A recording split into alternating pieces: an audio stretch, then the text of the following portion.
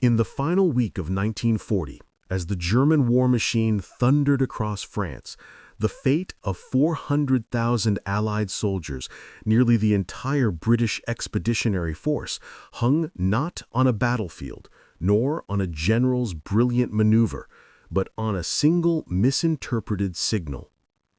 It was a small error, buried inside the chaos of retreat, static-filled radios, and exhausted operators working without sleep. An error so ordinary, so human, that it almost delivered Dunkirk into German hands before a single boat ever launched to save the stranded army. This is the story of the British signal mistake that nearly doomed the miracle of Dunkirk, a moment that few history books mention, yet one that shaped the future of the entire war. According to historical records, the German invasion of France in May 1940 cut through the Allied defenses with breathtaking speed. The Blitzkrieg, fast, coordinated strikes of tanks, aircraft, and infantry shattered the French and British lines that were expected to hold for months, not days. By May 20th, German panzer divisions had reached the English Channel. In just 10 days, the Allies had been outflanked, isolated, and driven into a shrinking pocket along the northern coast of France. Inside that pocket lived the British Expeditionary Force, the BEF, under the command of General Lord Gort. Outside it stood the German 4th, 6th, and 7th Panzer Divisions, commanded by men like Heinz Guderian, the architect of the Blitzkrieg. The BEF was exhausted, battered, and, though few yet admitted it, dangerously close to encirclement. But in those desperate hours, the British still believed they had time. Time to regroup, time to carve a new defensive line, time to organize an orderly withdrawal southward. What they didn't know was that a disaster was brewing, not on the battlefield, but in the invisible airwaves above it. A disaster that would almost trap the entire British Army in France. On May 25th, the British High Command issued a critical order.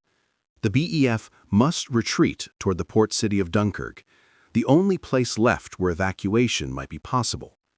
But the retreat hinged on one thing: timing. The Germans were racing north, the British were racing east. If the Germans reached Dunkirk first, the war would effectively be over. So London sent out a series of radio signals to coordinate the movement of its scattered units. One of these signals, routine, short, and sent by a tired staff officer during a night of frantic transmissions, contained a phrase that would soon be catastrophically misunderstood: units to stand fast until contact made. It was intended to mean, hold your positions until friendly forces link up with you. But somewhere between transmission, relay, and interpretation, the wording shifted. The message that reached several friendline commanders was chillingly different. Hold positions, no withdrawal authorized. In the chaos of war, in the rush of panicked transmissions and half-functioning radios, one phrase became another. And that misinterpreted order froze thousands of British troops in place, exactly where the Germans were about to strike. Today we imagine wartime communications as crisp, clean, instantaneous. But in 1940, battlefield radio work was a world of crackling static, fading signals, batteries dying at critical moments, operators running on 40 to 50 hours without sleep, messages scribbled on damp paper, transmission logs smudged by sweat and rain. It was, in many ways, organized chaos. British operators used wireless sets like the number 11 and number 18, temperamental machines notorious for poor clarity. Signalmen often had to lean in close, straining to hear a single fragment of a sentence. A wrong word could easily slip by. And on the night of May 25th, 26th, amid retreat, exhaustion, and fear, it did. The mistake wasn't malicious, it wasn't sabotage, it was simply human. But its consequences were about to ripple across the entire BEF. Several battalions, mainly infantry units positioned between the towns of Hazebrouck, Cassel, and Bethune, received the garbled signal. They believed they were to hold at all costs, defend their ground indefinitely, make no attempt to withdraw toward Dunkirk. And so they dug in. Meanwhile, neighboring units, who had received the correct signal, began pulling back in the early morning hours. This created something deadly. Gaps. Open spaces in the British defensive line that no one realized were there. Weak points the Germans would exploit within hours. In a war where every mile mattered, these frozen battalions unintentionally created a jagged, broken retreat line, one the Germans soon poured through. Had they moved with the others, the retreat corridor might have remained strong enough to hold. Instead, entire regiments were left behind, and the Germans were given an unguarded path to the coast. At his forward headquarters, General Gort was working from dusk to dawn, analyzing maps by candlelight, listening to scattered reports, and desperately trying to keep his army alive. At first, the scale of the miscommunication went unnoticed. Reports came in slowly, messages contradicted each other. Units claimed to be surrounded, but were they? Or merely cut off by a temporary German probe? It was only around midday on May 26th that Gort's staff realized something was terribly wrong. Certain battalions were not where they should be. Entire defensive zones were unmanned. Communications with several brigades had gone dead. Gort demanded clarification. His operations officers sent urgent queries across the radio network. Then, piece by piece, the truth emerged. The original retreat signal had been misinterpreted by multiple units. They had obeyed a command that Gort had never intended to give. The BEF's fragile corridor to Dunkirk was now fractured, and German tanks were heading straight for the newly opened gap. Gort's reaction, described by officers present, was a moment of grim silence, a realization that the fate of his entire army might have been doomed by one misunderstood order. Meanwhile, to the south, Germany's 16th Panzer Corps, led by Guderian, was already looking for ways to break into the Dunkirk pocket. The Germans were not yet aware of the British mistake. To them, the gaps simply appeared to be signs of collapsing resistance. They pushed farther, faster, expecting fierce opposition, and finding almost none. Town after town fell with startling ease. Historical German war diaries from the period note the surprise of multiple panzer commanders who expected heavy resistance, but instead encountered, quote, confusion among enemy forces, weak delaying actions, disorderly retreat. End quote. The disorder the Germans saw was not intentional. It was the echo of one misunderstood signal. What happened next brought the BEF within inches of complete disaster. As units that had received the correct order retreated toward Dunkirk, their movement created congestion and choke points. Columns of vehicles, artillery horses, and infantry stretched for miles. But because the frozen battalions had not fallen back to fill planned defensive positions, the retreat corridor behind them became dangerously thin.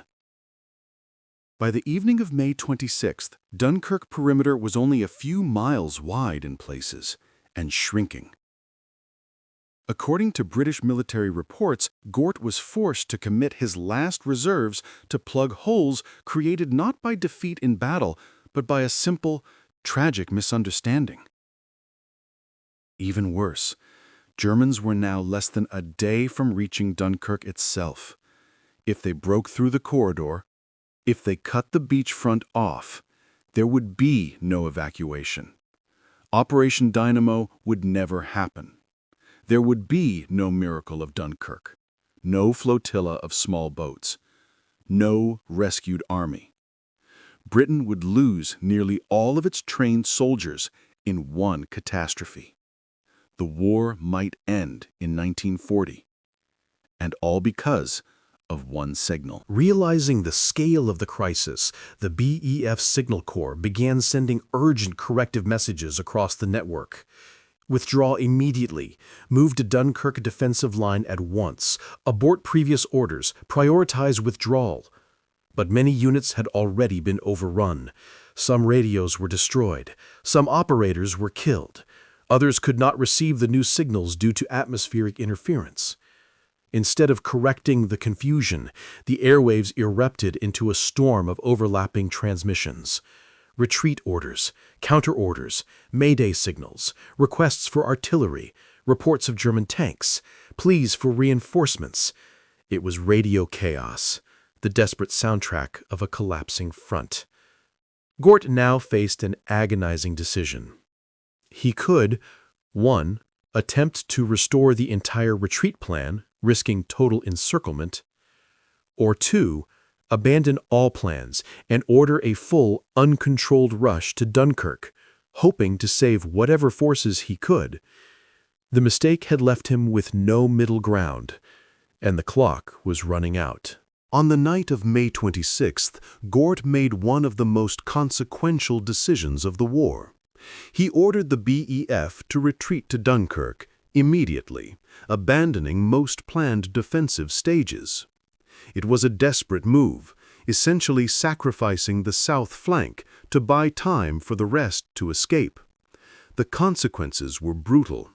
Entire battalions that had held their ground because of the misinterpreted signal were now surrounded. Some fought to the last bullet. Others were captured after running out of ammunition and water. These lost units slowed the Germans just long enough for the rest of the BEF to form a tight perimeter around Dunkirk itself. But the cost was staggering. Thousands killed or captured, critical equipment abandoned, defensive lines lost before they ever formed. The mistake had nearly ended the evacuation before it began. But it had also, ironically, forced Gort to retreat faster, and in doing so, brought the BEF to the beaches earlier than planned. History would call saving them a miracle. But few knew how close the miracle came to never happening because of a small human error in the static of war. As the BEF scrambled toward Dunkirk in chaos caused by the signal misunderstanding, something astonishing happened on the German side. The advance suddenly stopped. A halt order, still debated by historians, froze the German armored divisions in place. The Allies had made a mistake. Now the Germans were about to make one too, and the future of the entire war would turn on these two errors colliding.